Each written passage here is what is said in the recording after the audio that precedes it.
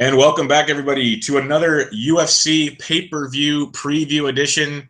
Tonight, we will be previewing UFC 212 live in Brazil. We have a title fight between Jose Aldo and Max Holloway. I am Bubba. You can find me on Twitter at BDintric. And as always, I am joined tonight by Dawk at +_Vig. Dawk, how are we doing tonight? Doing good, man. Doing real good. Yeah, it's a two-man show tonight. We're going to get it done, as always. And before we get into the fights, let's talk a little bit about that Sweden card over the weekend. Some crazy fights. Before we get to that main card, Doc, anything that really stood out to you? Because there were some great finishes in that fight. Oh, yeah, there was. It was actually a really good fight. Some really good fights. I tell you what, I could do Sunday morning in UFC. Mm-hmm. I could do that. I mean, I could do in UFC. You know what it was like? It was like when we get UFC London. I mean, NFL London. It was great. Yeah, it was really, really good. It was really, really good to see some dogs actually start coming through because I had mentioned on my little write-up that the favorites were like winning at like a 70% clip. So you got to start thinking that you got to think that there's going to be some regression, and these favorites just, you saw some pretty nice dogs catch. You saw Hadzovic. The big one was Serkinov getting knocked out, which was an absolute fluke. Yeah, an absolute fluke. I had to rewind that like 3 times to see how he actually got, because Ozdemir comes in, and I thought Ozdemir took like 2 solid shots, and then out of nowhere, like if you didn't believe in how getting hit in the temple could knock you out, you would have thought it was fixed. Yeah, it was crazy. Yeah, that was nuts, man. And this is actually a good thing because there's a lot of hype now with Ozdemir. Yep. And I think we might be getting a nice line on Jimmy Manuwa coming up because I believe they're fighting at 214. Yep, just announced today. So I have not seen the line yet for that, but Ozdemir's he's a pretty good striker. I will give him that, and he's got some good coaching behind him. I believe he's coached by Henry Hooft. I'm not sure, but I'm pretty sure he is. But Mano's got power, man, and he's looking really, really good. I think the way that ends up, I think the winner of that should fight Gus, and then the winner of those two fight the winner of, John Jones. John Jones, yeah, let's just cut to the chase. After he dismantles DC. After he makes DC cry. I got a couple for you because, the dogs were huge, and you and I are both in the why am I blanking on what the hell? Toutmaster. Toutmaster, yeah. Yeah, Toutmaster, and we usually don't talk about it much on here. I don't know why we don't, but I know you pick a lot of dogs. I've been trying to, but it's so hard the way things have been going. But this last card was so many on them.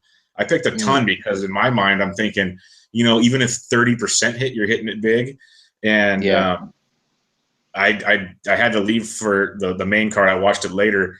I came back and I still had over 10 points on the day because like 3 dogs hit that just cleaned up. So it was huge. It was absolutely huge. A couple interesting things I wanted to bring up. First off, Ben Saunders, can he retire? Please. That looked really bad. Yeah. Please do. Oh, that reminds me, talking about retirement and looking bad. If people haven't seen it yet, go to the @thesportsdegens handle, scroll back a couple days, and if you want to see a guy walk like a brand new horse, holy crap, Sasaki got put on. Take no offense to this; it's just a term. Queer Street. It was amazing. That was the most insane. Like that's the most. That was the definition. I actually retweeted that and I said, "That's the definition of out on your feet." That guy was. He was like.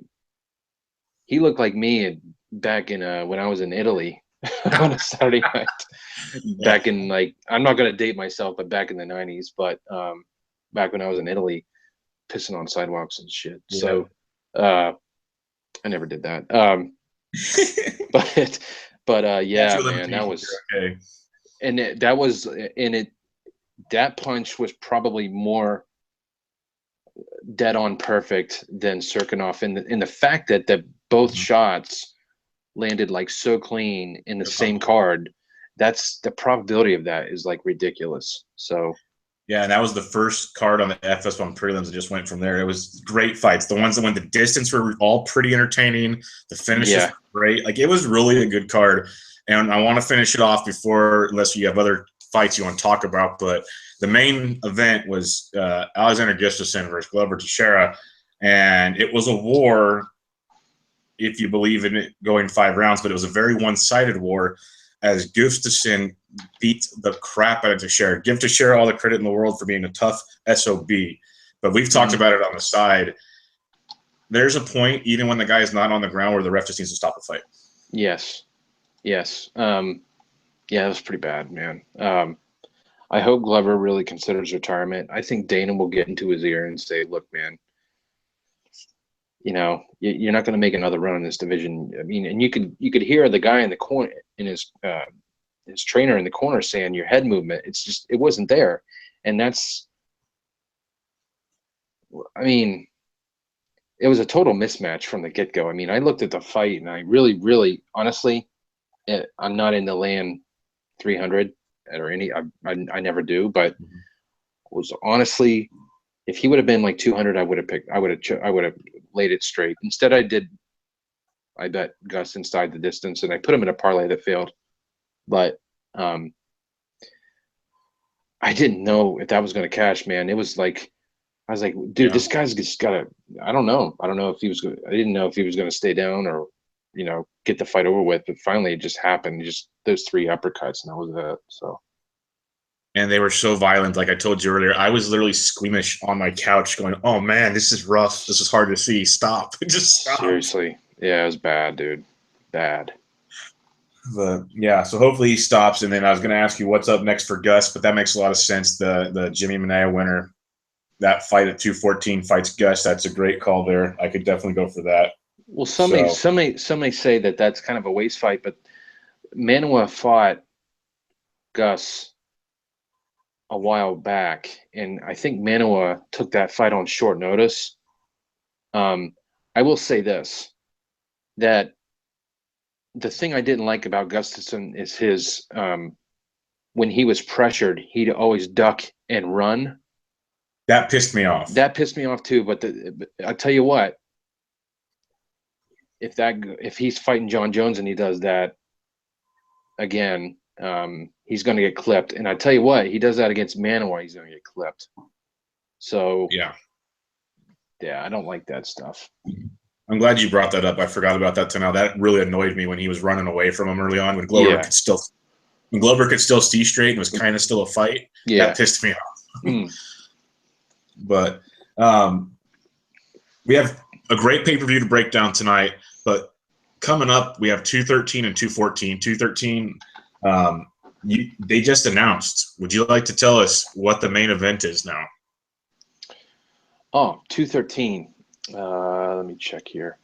213. I'm sorry. I'm just like a little struck here. The main event for 213 is it's already my biggest bet of the year, and I'm probably going to be putting more on it. It's my favorite female fighter, the Bullet, Valentina Shevchenko against Amanda Nunes in a 5-round fight, not a 3-round fight. So after Amanda Nunes gets her flurry on in the first round and can't put Valentina away, it's going to be all Shevchenko. And that whole card, that's the main event. And then the co-main event just got announced. Yoel Romero against Robert Whittaker, which is just 2 contrasting styles. That's just very, very, very interesting. Very interesting. And it's for the interim middleweight belt. Correct. Yes. And then they're doing the right thing. They're doing the right thing by that. Yeah. Yeah. They must listen to our podcast. Only makes sense. Naturally. Well, I tell you how UFC slides into my DMs, so they must listen to something. They did. And Yeah. I think they caught Dougie's 15-minute how the middleweight division is hamstrung, and he's so right about that too.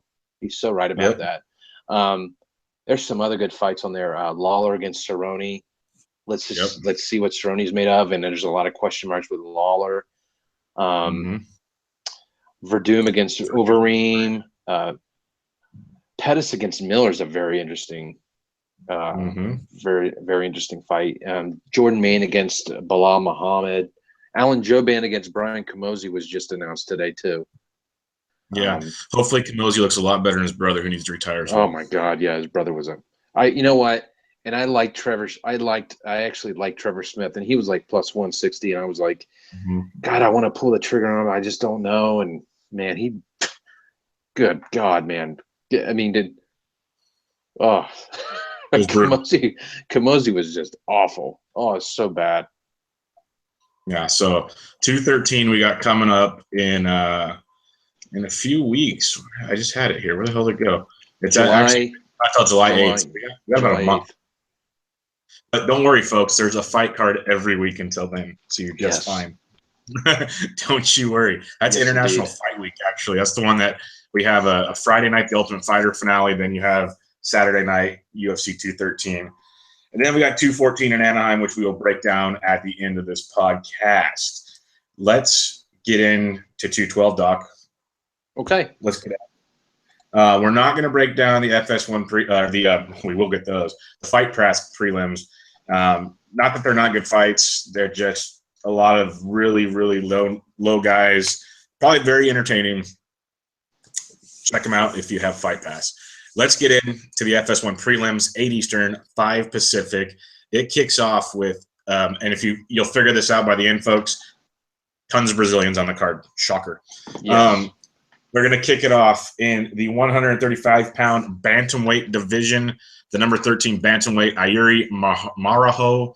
There it is, Marajo. Alcantara versus Brian Kelleher. Alcantara 35-7. I believe last time we saw him had one of the crazier come from behind victories. Doc, do you got anything on this one? Yeah, just taking a look at the odds here. Alcantara is a minus 330 favorite. Pretty much should be.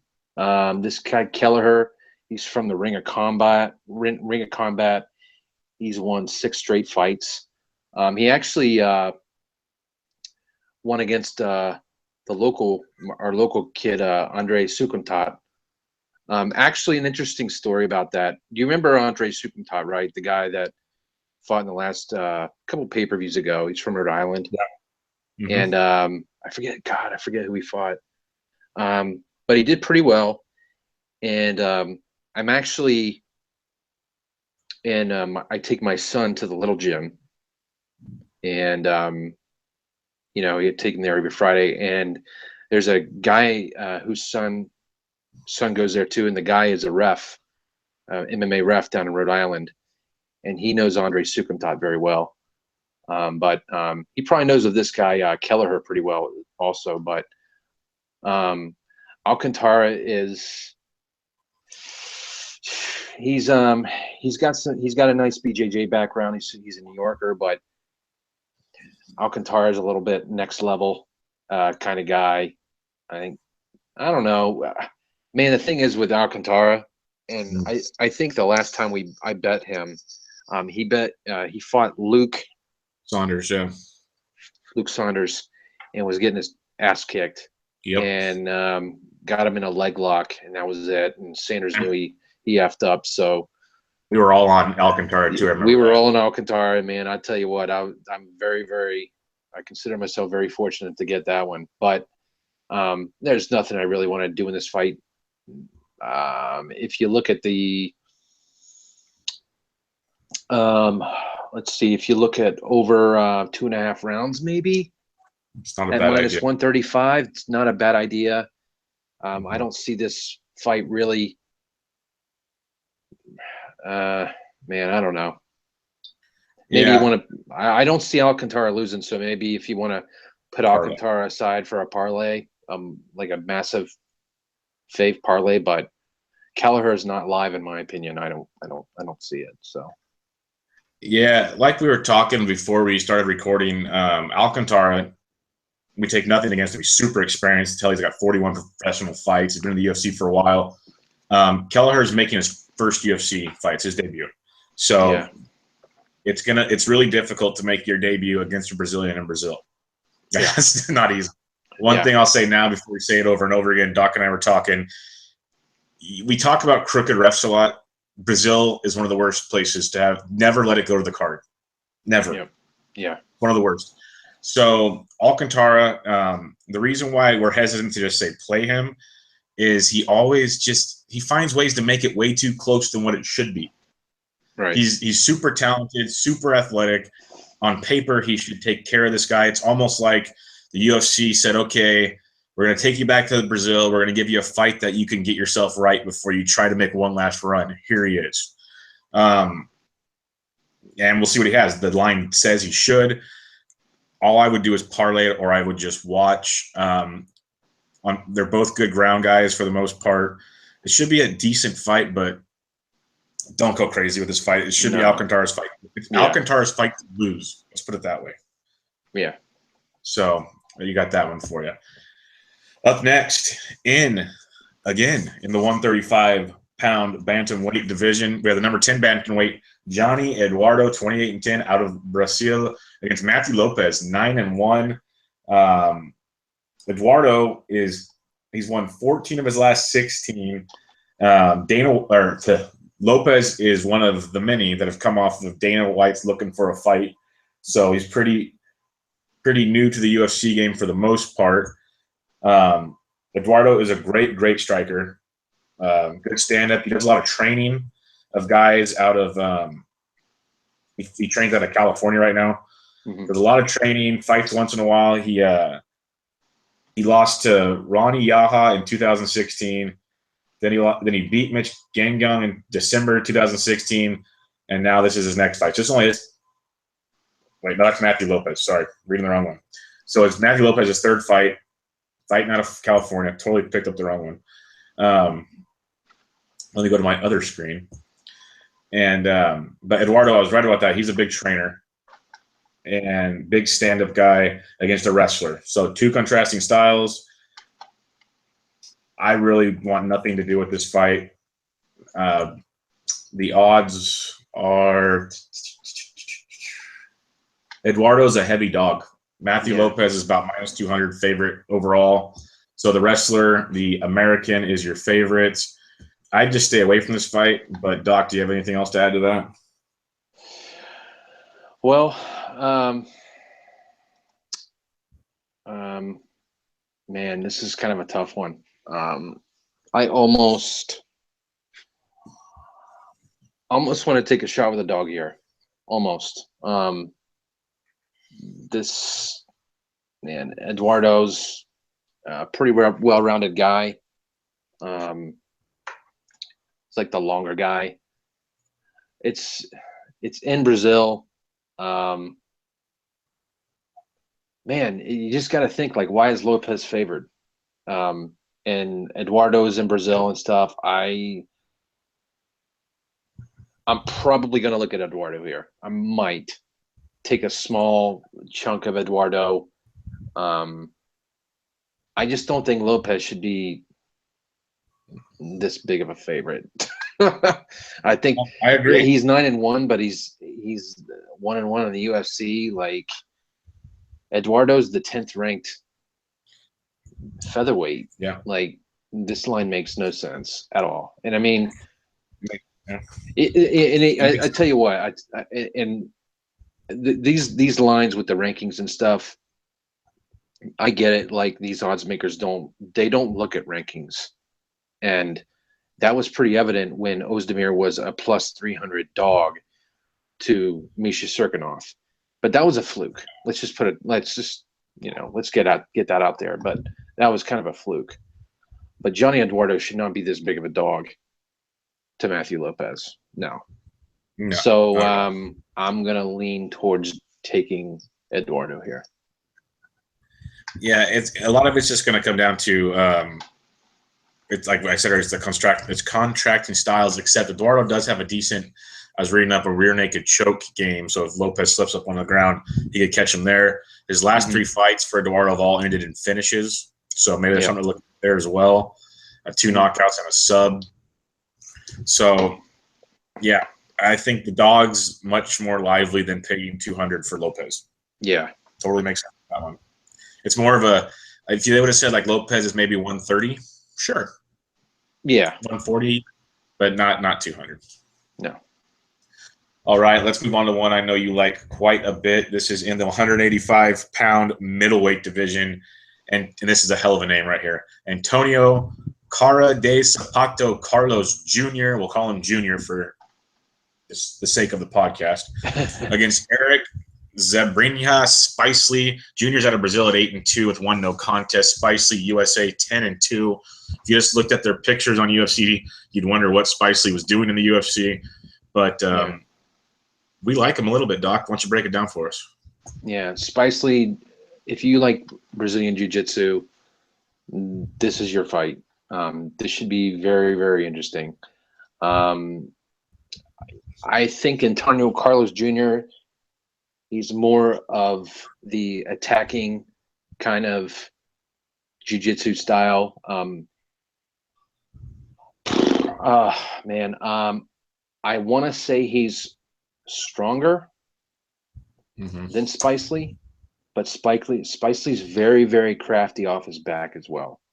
I'm looking at the odds here, and Spicely's around, what is he, Bubba, around plus 180. Yeah. It's another guy I'm looking at. But then again, if Spicely doesn't finish him, we're in Brazil. Like, I don't know. I don't know. That's what makes this tough. With Spicely cashed as a big dog a couple pay-per-views ago. I forget which one it was, but he was like, I believe he was like +4, +500 or something. He was a big dog. And his last 2 fights, he beat Alessio Di Chirico in round 1. It's Thiago Santos. Beat Thiago. That was a UFC fight night back in September of 2016. He beat Thiago Santos. Right. He's Spicely. It doesn't look like much, but man, he's crafty. He's very, very crafty. But then again, man, Carlos Jr.'s got he's pretty decent striker also. Definitely the better striker than Spicely. He's got more power for sure. I mean, Spicely's kind of like, he's really not a threat on the feet. He's more of a threat on the ground. And Carlos Jr. is kind of more well-rounded. So, God, I want to take a shot at Spicely, man, but I just don't know. I just don't know. So I'm going to wait on it. It's a tough one. It's really tough because, like you said, it's 2 great ground guys, jiu-jitsu guys, both great submission games. But if they're on the ground trying to work their subs, it's going to kind of be a slower fight. If it goes a distance, you're really playing with fire. Yeah. Junior is a much better wrestler. He's a much better striker. So Spicely wants nothing to do with that. He wants to get straight into the sub game. 4 of 5 subs for Junior have all been chokes. And like I said, Spicely's coming off the back-to-back submission wins of Santos and Chirico. He has 8 first-round stoppages. So he's very, very talented, like you said. So the line's a little out there. Junior's coming off. He won Tough 3 Brazil. He's got some pub going for him there. But they both kind of struggled because Spicely was on Tough Season 23. So they both kind of struggled since their time in the UFC. Spicely's heated up of late. It's an interesting fight. I think Spicely's definitely worth a dart. I wouldn't say he's like a lock by any means. No one's a lock in the UFC. But I think he's a very live dog. Sure. Another one, kind of like the last fight of Junior, was more like a 140 or 150. I'd either stay away or I'd probably look into Junior. But you're giving me almost +200 with Spicely. That's definite value there. Yeah, no doubt. But Don't let it get to the card. That's the only scary. It's almost like I'd rather take Spice Lee by sub or just take under 2.5 rounds for the fight. Yeah. For more value. Yeah. Because I just have a bad feeling if it goes the distance, he's in for a rude awakening. Yeah. So, yeah, under 2.5 might be it's probably pretty decent value too. So that's not a horrible gamble there. Moving on to the last fight on your FS1 prelims in the bantamweight division, the 135 bantamweight division. We had the number 3 bantamweight Rafael Asunciao versus Marlon Moraes. Two very contrasting styles, two very interesting styles. Asunciao, the veteran, is about a plus 145, 150 dog, give or take. I know you have a lot to say on this one, Doc. I'll let you take it away. Yeah. There is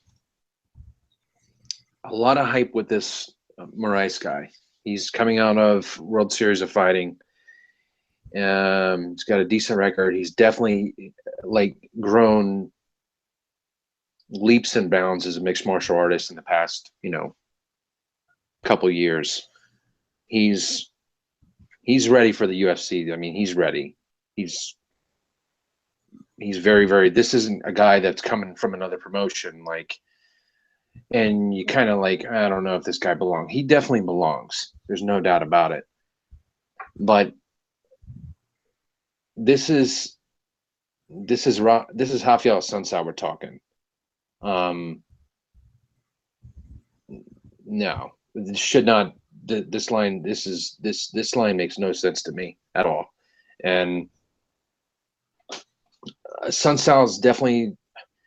I wouldn't say he's the quicker guy, but he's definitely the more experienced guy. And this is kind of a tough fight for Moraes coming into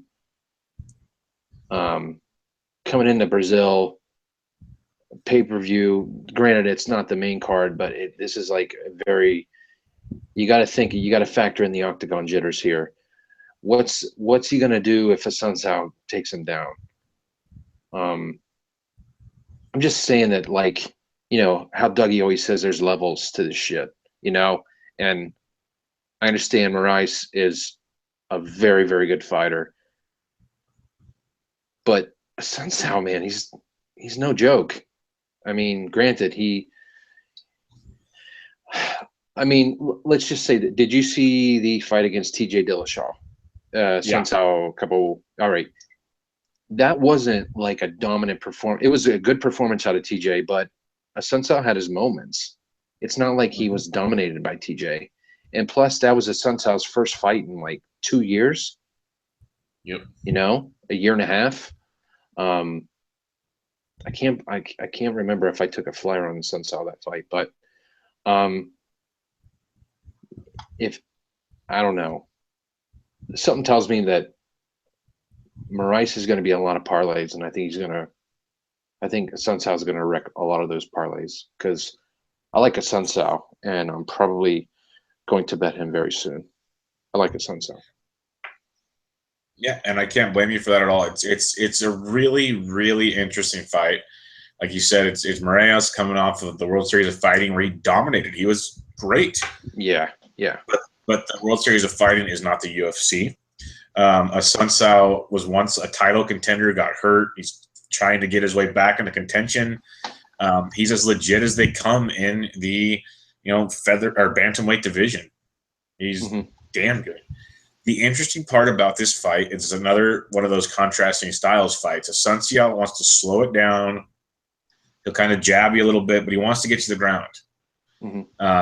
Moraes is wild. He's like some other Brazilians you've seen that why can't I think of them off the top of my head? But there's some that just go crazy, like spinning fish, and he brings it from everywhere.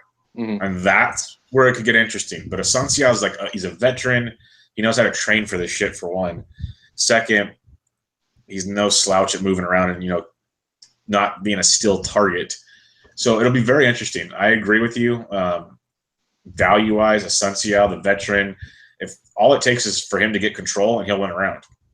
Yeah. So It's that simple. If he can, avoid the big hit and then take Moraes down and get a little bit, not even full control on top, just a little control, he can grind out at least 2 of the 3 rounds that way. So I think Sunsal's definitely going to want to grind this one out. I think he's going to want to slow the pace. I think he's going to want to grind him up against the cage, kind of do his business in the pocket. He's not going to try to fight at range with Moraes, because then he'll lose. He'll lose that fight. But I think he'll close the distance very well. And this is I trust me. I've watched probably 5 or 6 Moraes fights in the past week, and he's good. But to make him this big of a favorite over a Sunsao, and you got to take a look at it from a Sunsao standpoint. Wait a minute, I'm the number 3 ranked bantamweight in the world, and this guy's coming from the World Series of Fighting, and he's a favorite. Yep. So that's going to light a little fire under Rafael. So I think a Sunsao's a very good bet. Yeah, it feels like, and I know it's just a feeling, but it seems like the only way Asunciao is really going to lose this one is if he just gets caught, and I think he's too good. I think he's too good to just be laying there to get caught, if that makes any sense. Yes. So yeah, I totally agree with what you're saying. Let's move on to the 5-fight main card pay-per-view. We'll kick it off in the 170-pound welterweight division. Eric Silva out of Brazil, 19-7, going up against Yancy Medeiros, 13-4 out of the USA. This is an interesting fight, Doc. What do you have on this one? There's going to be a lot of fireworks. Uh-huh. I don't think. Yeah, this is not going to go. This fight's not going to go the full 3 rounds. I was actually looking. I was looking at betting Yancy. He was minus 115, minus 110. I looked today, he's minus 160. Yep.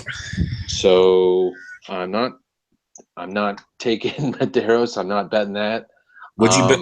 Let me ask you a question, because if you shop around, I'm looking at this site, you can find them some places at minus 140. Would you go there?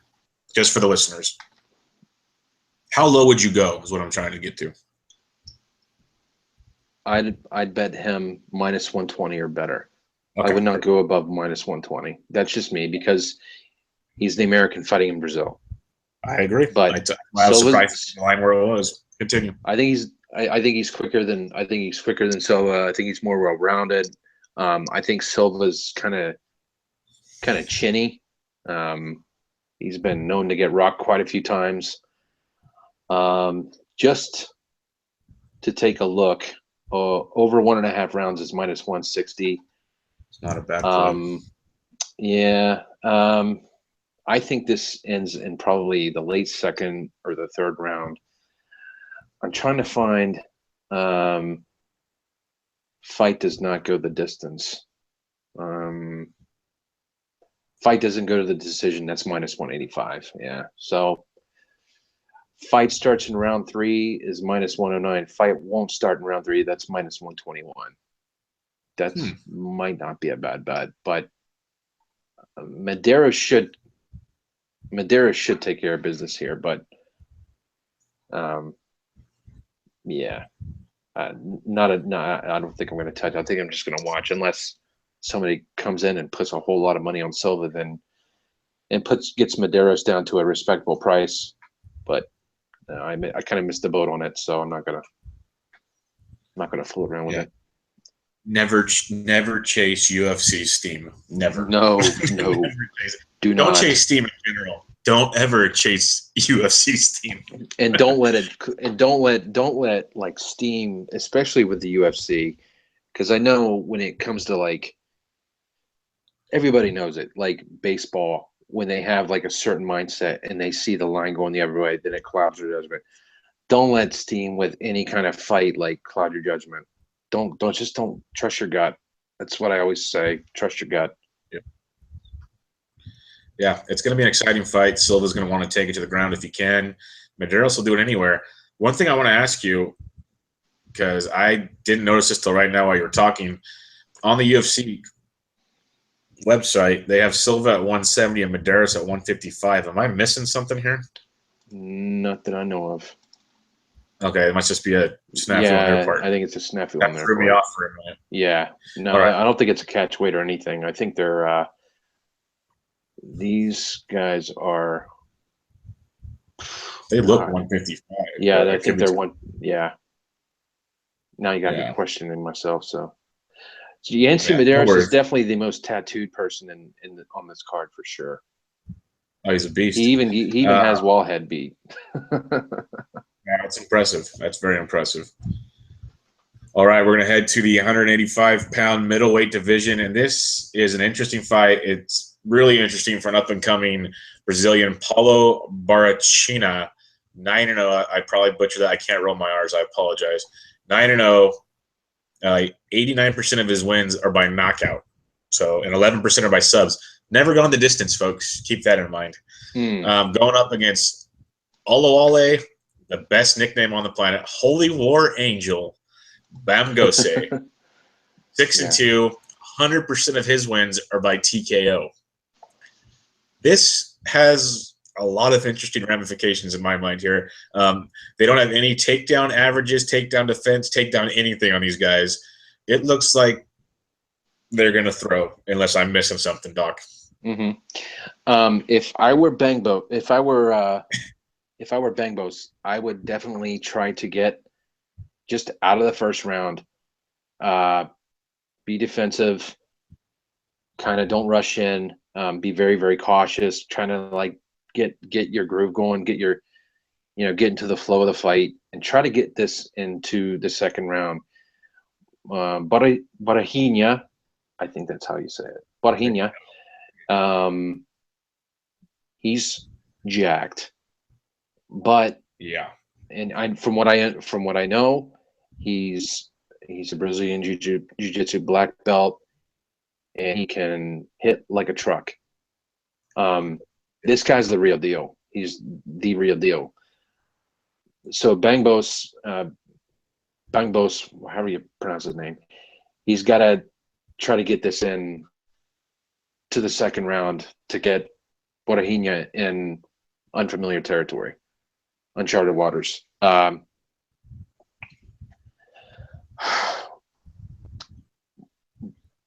Man, I almost want to take a stab. If I were to look at anything, over 1.5 rounds is plus 210. It's a gamble, folks, because this could be over in two minutes. Borahina could catch him, and that could be all she wrote. Bangos he's got some power too. So you know how when you have like a guy with all his wins by knockout, and you have another guy with all his wins by knockout, and styles make fights. And it's almost like the NFL. It's almost like the NFL is where you have a solid defense here and a solid defense there. Everybody just pounding the under, and it goes over. You know what I mean? Yep. It's kind of like two styles that match one another. You got to think that both of these guys are going to be somewhat hesitant. I don't know. Borahina, I don't know. He's never been hesitant, from what it seems, to pull the trigger. Yeah, I'm not going to take a flyer on Bangos or anything, but if I were going to bet it, I would bet over 1.5 rounds at plus 210. I think that's some pretty solid value. Yeah, no, I like that a lot because of the fact you're getting Bangos. He's plus 210 or to like 240 around the board. So now if you can go over 1.5, and it doesn't matter who wins, right? Just get there. Yeah, I like that a lot better because on paper, Borahina should take care of business, but there's no doubt Bangos can just fly and throw it with the best of them as well. Yeah. So this could be it. And you know what this could be? Like you said, like the two good defenses and it goes over. This could be one of those slobber knockers where they just beat the piss out of each other for 3 rounds. Yeah. Yeah. Because I know I'm talking out of my ass here, but you watch enough fights. A lot of these guys that can pack a heavy punch like these guys can also take a lot of damage as well. Absolutely. There's a reason they throw as hard as they do. They're not like little fragile little babies. Yeah. Very true. So this could be one of those that will be entertaining as all get up, and both guys just beat the crap out of each other. Yep. I'd be all for it. But at the same time, like you said, this could end in 2 minutes, 30 seconds, whatever. Yep. So very well could. It could be a very entertaining fight, to say the least. Next up, we have a fight that we are both not too excited about in the 185-pound middleweight division. They should have just named this. We have, the title fight coming up, a number 1 contender fight coming up. They should name this "You Have to Retire" fight. We have the number 11 ranked middleweight Vitor, the Phenom Belfort's 25-13. We know the legacy that is Vitor, going up against Nate the Great Marquardt, 38-16-3. They've done so much for the sport. They've been amazing, but both of them have lost their chin. This fight has, in my opinion, it's Vitor's fight, but we both said it, like, it's pretty much whoever blows on the other guy's chin first might finish this. You get Vitor at about -160, Nate about +130. What are you thinking on this one, Doc? I'm thinking don't even touch it. Yeah. And I'll give a disclaimer out to everybody that you and I discussed this before we started recording, and we were just looking at all the fight props for this, and they're all ridiculous. Yep. Fight won't start round 3 as -392. Fight won't start round 2 as -182. Fight won't under 1.5 rounds as a -230. Like, this is going to end in the first round. I would think Vitor wins by knockout is -120. That's what we talked about. That might be your best bet. Yeah, that might be your best bet, but I don't no. Why would you play a to knockout deal? It's not even plus money, especially when his money line's -160. That's the part where we were talking. I'm like, usually when you play knockout, it's like a -500 favorite, and you get him down to like -180 or something. Right. And this is stupid. Yeah, this is kind of a, and from what I understand, it's like, I know they were talking about maybe Vitor fighting Anderson Silva, but they ended up pairing Silva with Gastelum, and then Gastelum got in trouble with some weed and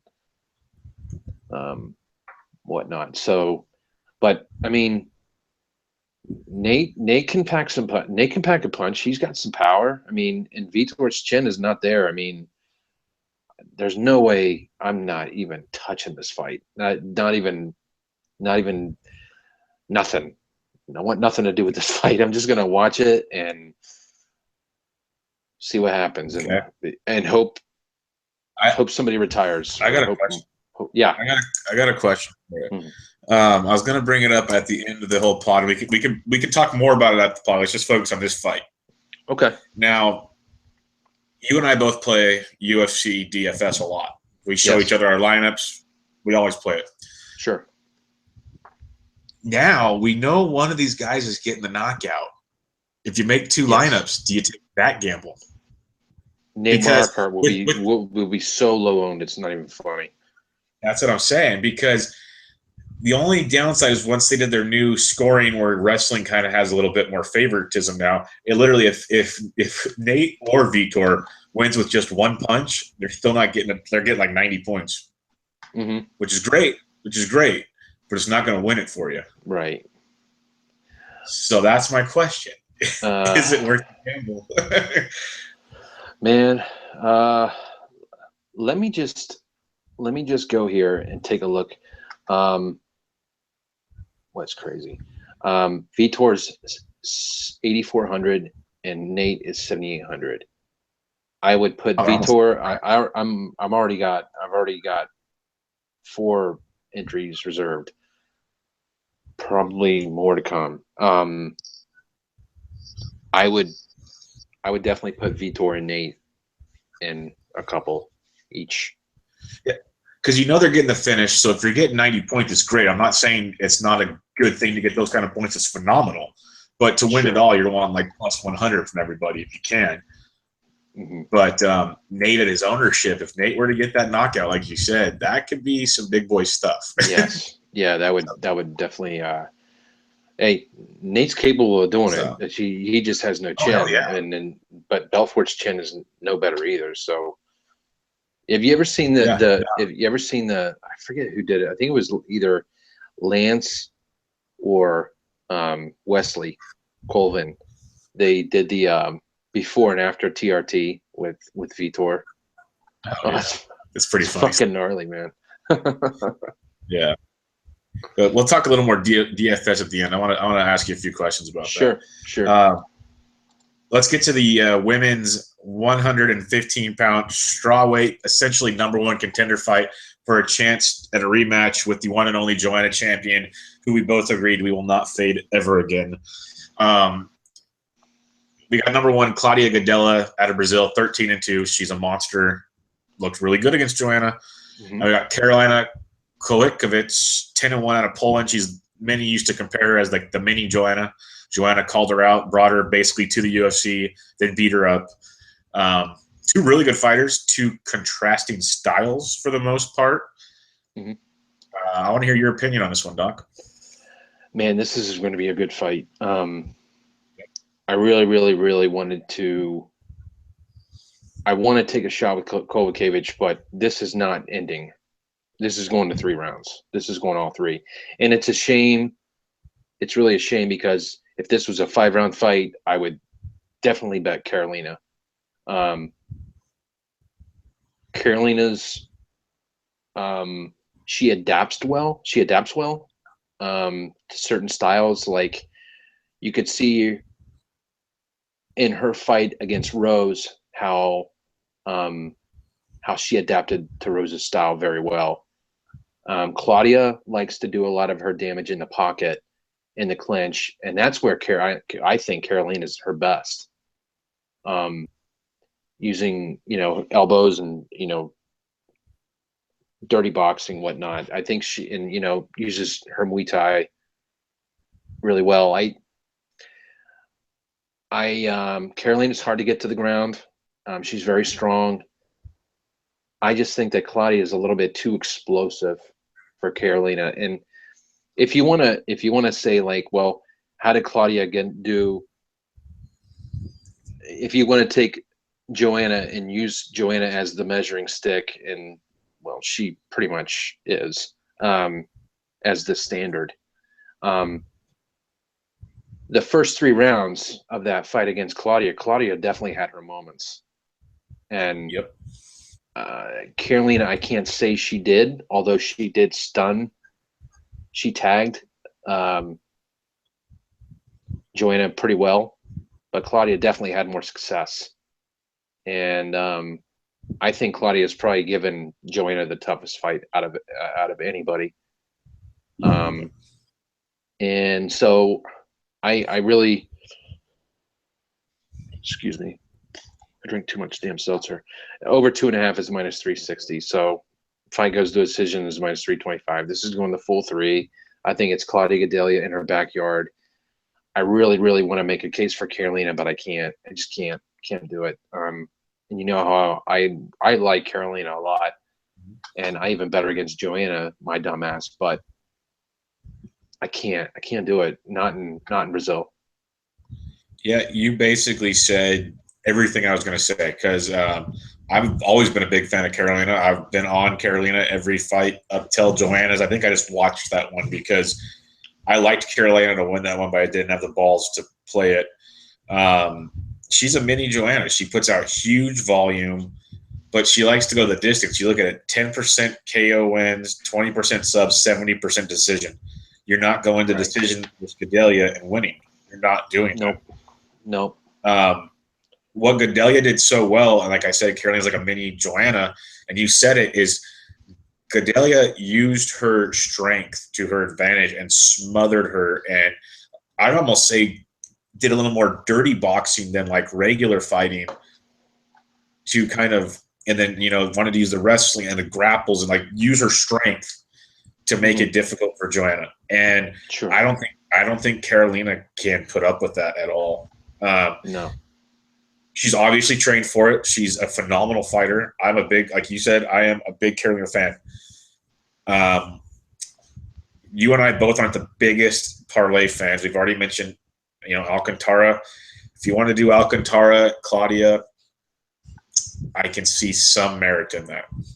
Mm-hmm. That's about as far as I'd go with this. But because I can't lay the 300, you can get Karolina for plus 300 in some shops, and there's no reason why she can't win this fight. It's just she has to finish Gadelha, and I don't see that happening.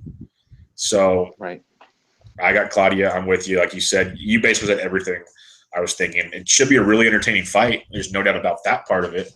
But, yeah, Claudia is going to get her shot at Joanna again. I'm looking forward to it because it's going to be crazy. I know he said it in the 211 pay-per-view. Eventually, Joanna's going to lose. It's going to be like that time when Anderson Silva lost, and it's going to be literally our jaws will be on the floor moment. And Claudia's that kind of fighter. But so is Karolina's that fighter too because she can stand and strike with her. But I just don't think Karolina can beat Gadelha. But I won't go on my tangents anymore. It's going to be a good fight. Claudia should be a great fight. Yeah, I agree. Yeah. All right, let's go to the main event, the featherweight title fight. We're unifying the belts, as they say, even though they kind of just got handed off. It's a weird dynamic here. We got the champ, Jose Aldo, out of Brazil at 26-2, taking on Max Blessed Holloway, 17-3 out of the USA. We talked a bit before the pod on this one, Doc. It's going to be a great fight, or should be a great fight. Why don't you take us away on this one? Man, this could be the fight of the year. Very well could be the fight of the year. I have been looking forward to this fight for a long time. Actually, I think a couple pods ago, I said I can't wait for Aldo Holloway. I just can't wait. It's going to be I don't know. Man, it's Holloway is definitely the biggest featherweight Aldo has faced. Long, like length, long. He's tall. A lot of people don't even realize that Holloway went 3 rounds with Conor McGregor. A lot of people don't realize that. And ever since then, Holloway's won 10 straight fights. He is the real deal. He's very good. He's blessed. He is blessed. There's no fucking doubt about that. Sorry. Dude is blessed for real.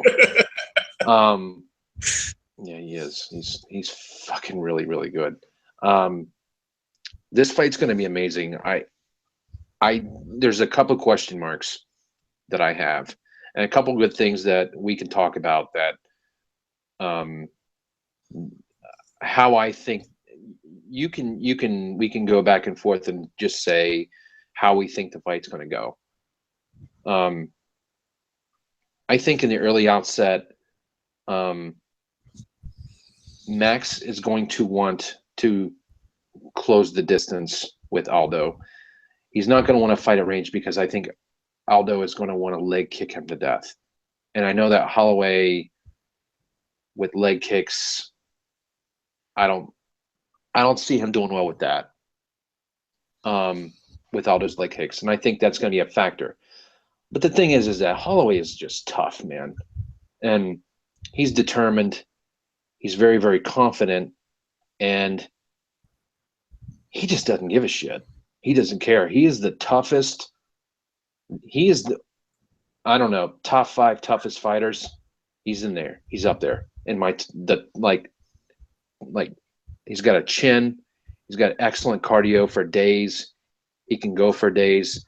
He is just he is a very, very, very complete fighter. I mean, I don't see many holes in his game at all. I think Aldo is going to set the pace at the outset of the fight. I think it's going to begin with a lot of feeling out process, leg kicks from Aldo, a couple exchanges here and there. Eventually, Max is going to figure him out because Max, like Karolina, Max adapts to his opponents very well. He's not a slow starter, he's not a slow starter at all. Karolina is a slow starter. Holloway's not a slow starter. So I think Aldo could win maybe one of the first. I don't think he's going to win the first 2 rounds, but I think from the onset after round 2, I think Holloway can win those rounds. The big question mark is can Holloway win by decision? He has to tag Aldo. Yeah, he has to tag Aldo. He has to knock him down. He has to actually absolutely dominate. But the thing is that what we've seen from Aldo is that there was a somewhat of a before Conor McGregor, pre-Conor McGregor, there was a somewhat of a aura of like invincibility, so to speak. Mm-hmm. That's gone now. Yep. That's gone now. Aldo can get knocked out. And if you watch that Max Holloway Conor McGregor fight, like he takes Conor's best punch and still keeps coming. That's Max Holloway. He's tough. He's very, very tough. I don't think Aldo can put Holloway away. I think Holloway can put away Aldo. And I don't know if I'm going to bet this fight. I really don't know. This might come like I might have a couple of – this is not a card that I'm like betting heavily. It's not. It's just not. I just don't – actually, I probably bet more in the Sweden card than I did in this card, even though it's a pay-per-view. Pay-per-view, fight night, it doesn't matter what kind of like how I bet it. It's where I can see the most value on the card. But if I'm up, I'm probably going to throw, it'll be a regular 1x play on Holloway if I can get a plus number. He was minus 110 this morning. Now he's back to plus 120 at Bookmaker, plus 130 at 5 Dimes. So we'll see. I don't know. I'm probably going to end up betting Aldo, but Holloway. I'm sorry, but I think Holloway can win this fight. I think he can. If there's one guy that can come into Brazil, I understand it's a huge stage. The atmosphere. I think Holloway's just so mentally tough. I don't think it's going to phase him.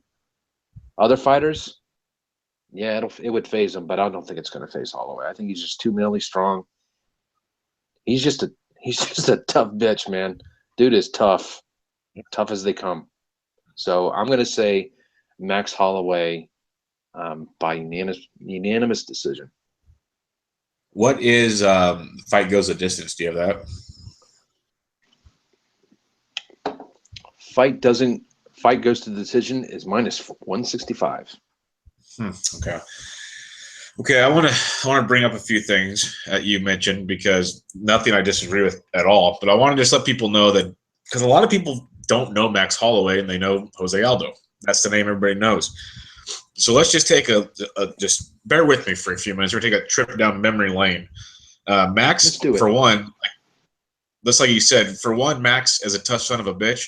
He fights at least 3 to 4 times a year, unlike most of these pansies that are in the UFC. So let's put that one on the table. Yeah. So we're going through February. We'll go back to 2012.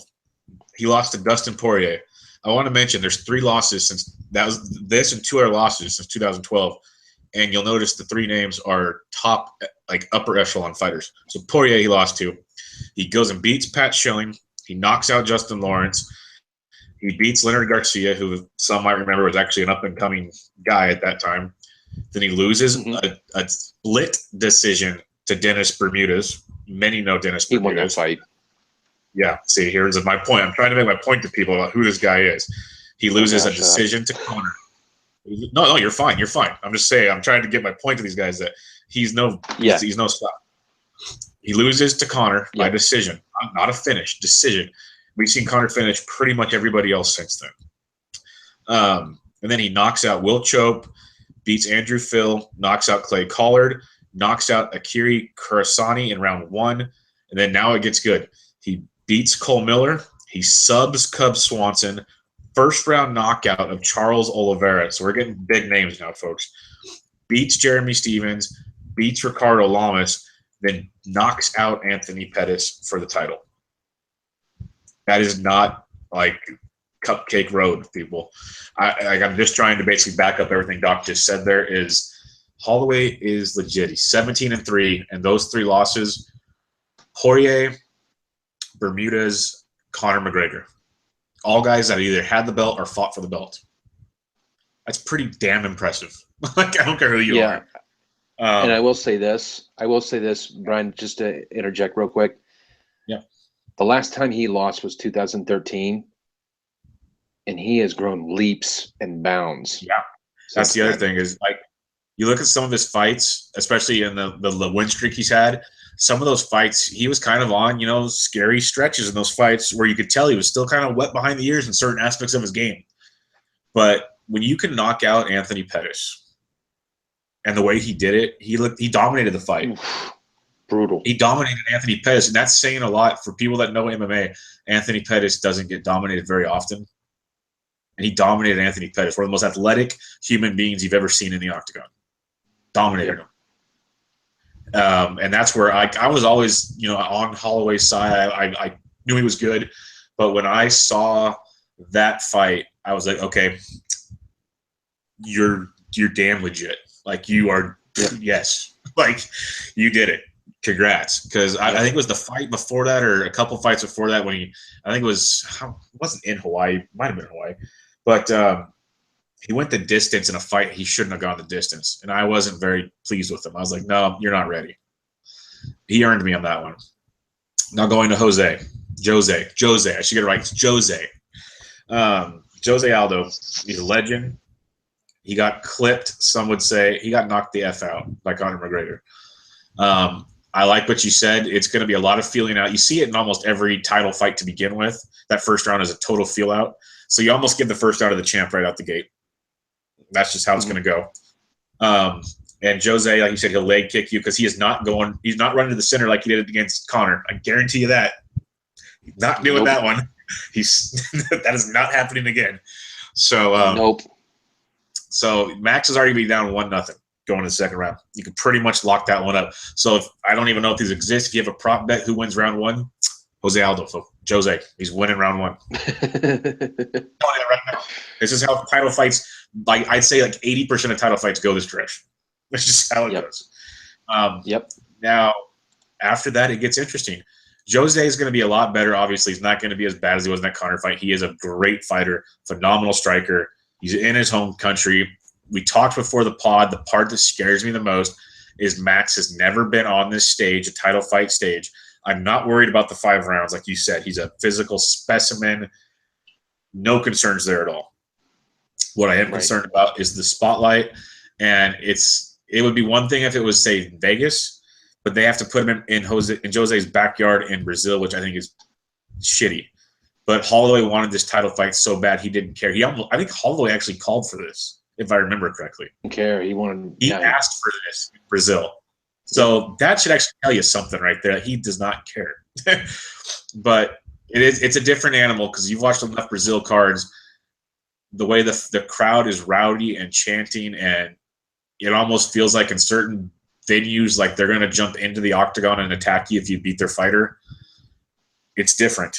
It's very different in Brazil.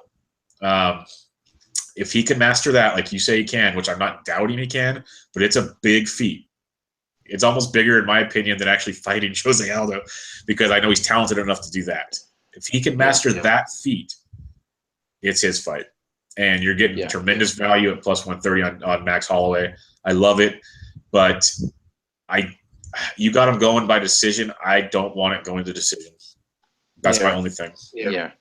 But I don't see him unless Jose's chin is gone. Unless Conor's deal, like the chin's gone, then it's really good. But I don't think it's gone, and I'm scared of the decision. I'm scared of the decision. That's the only thing that scares me. But I'm with you on Max. Sorry, long-winded, but I'm with you there. Agree. So there you go. Yeah, and you made a good point also. Just because it's a pay-per-view, guys, you don't have to bet all the fights. I find, like you do, most of the fight cards I like are, we talk about all the time how we love the free ones because it's fighters no one knows and they're great. Yeah. And those are usually better fights to bet anyways. So most definitely. But yeah, do you have any, I guess, Max probably, do you have any best bets if you had to right now? If not, you'll post them later. I know that much. Yeah, I'm going to be on a Sun Sal. That's one I'm definitely going to be on. Yeah. I'm definitely going to be on Rafael Sun Sal. Okay. Now, I want to, before we wrap up and get into 214 real quick, like I mentioned earlier, we play a lot of DFS, especially UFC.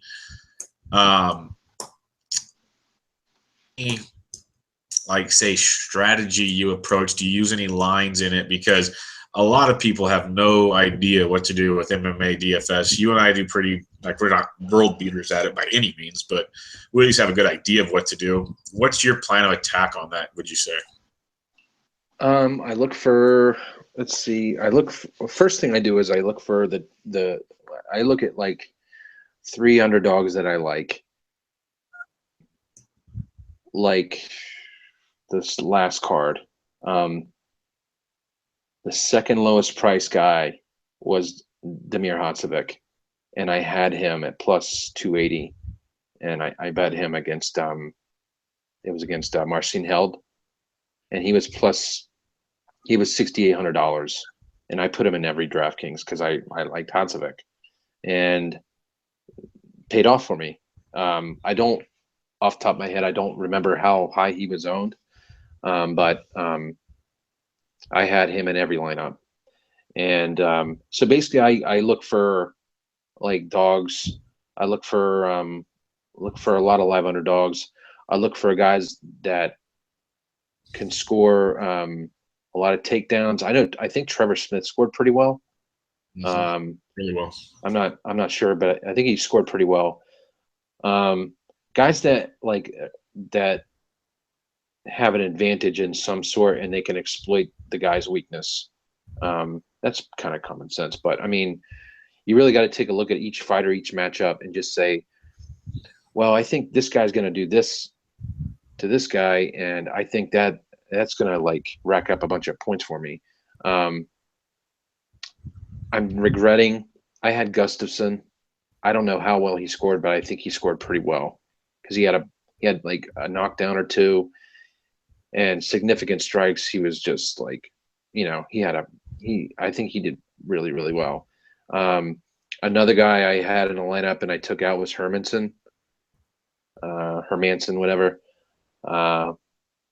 Yeah, he finished him in the first round, and I think he had like 110, 120 points, something like that.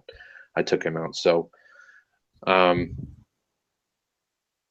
yeah, I just think that's the main thing. My main strategy, like basically, I look at the live dogs, guys that aren't low, that are going to be low owned, and just go from there. And then like just fill in like the low salaries, the value I can get, and then I take like for this card, I'm gonna put Spicely in one. I'm gonna put Borrachina. Borrachina is gonna be so high owned, it's like ridiculous. So I may even pass on him. Yancy Medeiros at 8,200's pretty nice. A Sun Sal's 7,500. I might be looking at him.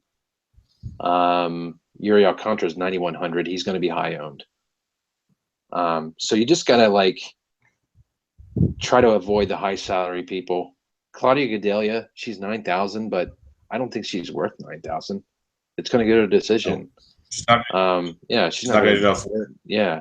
Holloway and Aldo, they're both 8,100. So that's phenomenal. Yeah, that's pretty crazy. Aldo's going to be so high owned. So yeah, I mean, out of all my lineups, I think I'll put Borrachina in maybe one. Maybe I'll put Bang Bos in one. I'll always play like this one. Like I'll have like maybe 5 or 6 lineups or 4 lineups to however I like the card, and it basically just if I really like the card, then the more lineups I'll do. But I'll put Bang Bos in one, and I'll put like I said, I'll put Spicely in one. He's only 7,300. Carlos Jr.'s 8,900. So That's pretty much how I do it. I just kind of take a look and that's how I do it.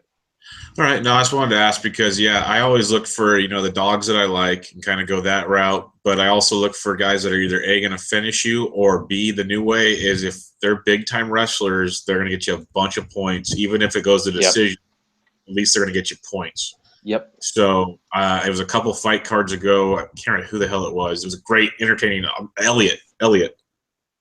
Oh, yeah. Elliot he won by decision.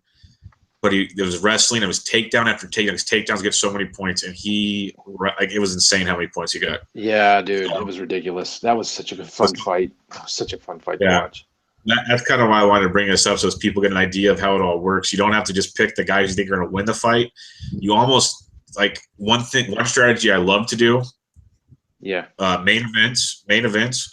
Especially, I have no problem taking a dog if I know it's going the distance because they're going to get 5 rounds of points instead of 3. Mm-hmm. So a dog at like 7,000 at 5 rounds is better than someone going the distance at 3 rounds at like 8,500. So definitely something to think about when you're building your lineups, especially in women's fights, because those get interesting for 5 rounds. Even against Joanna, I took her the dog in the last fight. And even though she got whooped by Joanna, it went 5 rounds, and I think she still got me like 70-something points. Man. And she's dirt cheap. So there's different strategies. I didn't want to go too deep into it, but I just wanted to bring it up to the people because we don't really talk about it very much on the podcast. Sure. So, just another thing. I think it was news today. Courtney Casey, she was in 211. That decision got overturned. Yep. Nuts. Yeah, she got busted. Mm-hmm. Real quick, UFC 214. We've already mentioned how DC's fighting Jones, and it might be DC's funeral. Hopefully, they have announced a mega card, and it's continuing to grow. There's 9 fights on it right now. You got Lamas versus Jung. It's going to be awesome. Aljamain Sterling versus Barao is going to be amazing. You got Jimmy Manuwa versus Ozdemir. You mentioned got announced today. And there's a bunch of really good fights. It's going to be awesome, Doc. Awesome. Very, very. Oh, we got UFC Fight Night, July 16th in Glasgow, Scotland. We have Ponzinibbio against Gunnar Nelson. That's another good one. Yeah, since we won't be recording till July 8th for 213. These are what you have coming up. It's going to be great. You got next Saturday, Fight Night. You got Lewis versus Hunt. Remember, Lewis is the one that rubbed his belly after he knocked out Travis Brown. Yeah. That's a good one. It's in New Zealand, so someone's getting knocked out. Most likely Hunt, but someone's getting knocked out for sure. Following Saturday in Singapore, you got Holly Holm versus Betch Correa. Dougie's favorite fighter. Yeah, Uriah Faber 2.0. Then you got actually that's not Uriah Faber. Never mind. But then I know you mean. yeah, looks like a man. Yeah. The following Sunday in Oklahoma City, a pretty solid fight card. You got Chiesa versus Lee. That's a really interesting fight card. A lot of guys you might not know on that card, people. Very entertaining card, though. Very entertaining. Yeah. And then the following week's fight week, like we talked about, Friday, July 7th, Ultimate Fighter finale led by Michael Johnson versus Gaeth. And there's already been a massive amount of shit talking in that one, so that'll be fun. Yeah, Gaethje is that fight is going to be very, very interesting. This kid, Justin Gaethje, is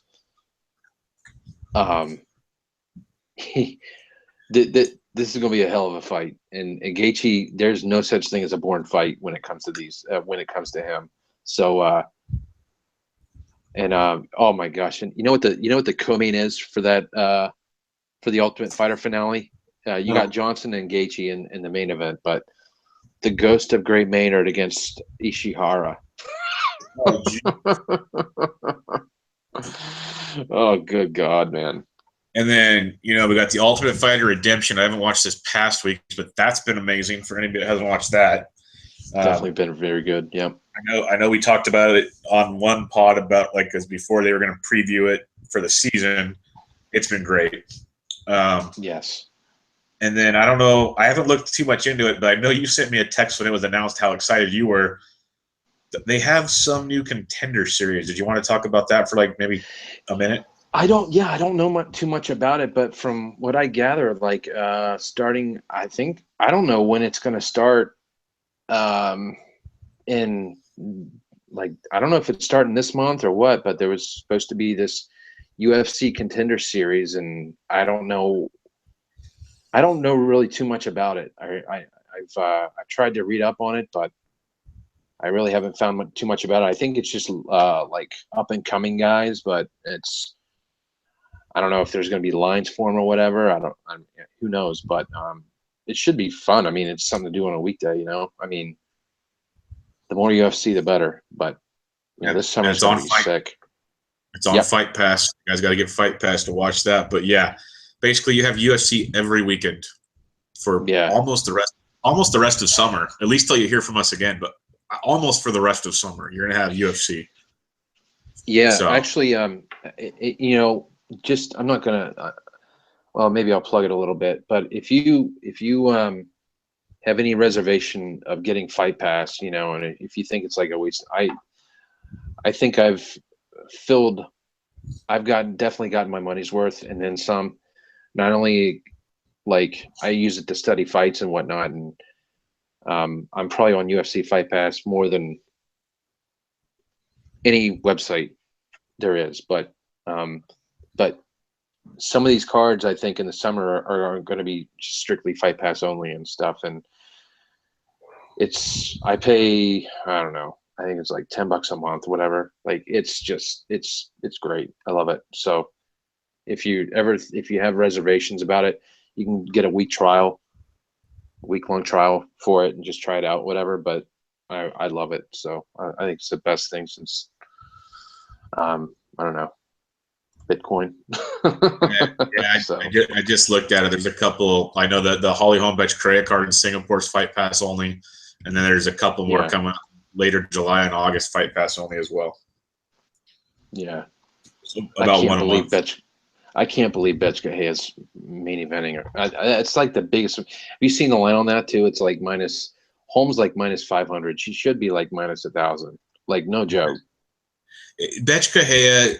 She's the Michael Bisping of the women's division, but she can't fight. Yeah. She's there to sell fights. That's all she's there for. They're going to Singapore. They're trying to sell it. That's all they're doing. Yeah, they also have in that card. They have another interesting fight there. In that card is Tarek Safadine. He'll be fighting Rafael dos Anjos. Rafael dos Anjos will be making his welterweight debut. Ooh, that's a good fight. So because I think the weight cut was getting too much for him, so he moved to 170. So that should be pretty interesting to see. And then one thing I forgot to mention on 214, and we'll break into it next pod, but it's not official because it's not on the website, but it's pretty much been announced everywhere. Cyborg's fighting, and she's pissed. And I always forget what the girl's name is that has the belt, but. Jermaine Durandamy. Yeah, she finally came out and said she's not going to fight her for the belt. And if that's the case, Dana White, take it from her. That's bullshit. Take the belt away. Yeah, it is. I think that is just absolute bullshit. Yeah, that's. So we can really get into that next time. Yeah. But all right, Doc, that's good stuff as always, my friend. As always, definitely, good. Man. Definitely. Check us out, thesportsdgens.com @thesportsdgens. Check out Dawk on Twitter @positive_vig. He's always providing the MMA content weekly for your previews. Plus, once we get into football season, he's got all your good stuff there. Maybe a little more this year. We'll see. And you can text me on Twitter @BDintric. But until then, enjoy the fights this weekend. Should be awesome. We'll catch you guys next time.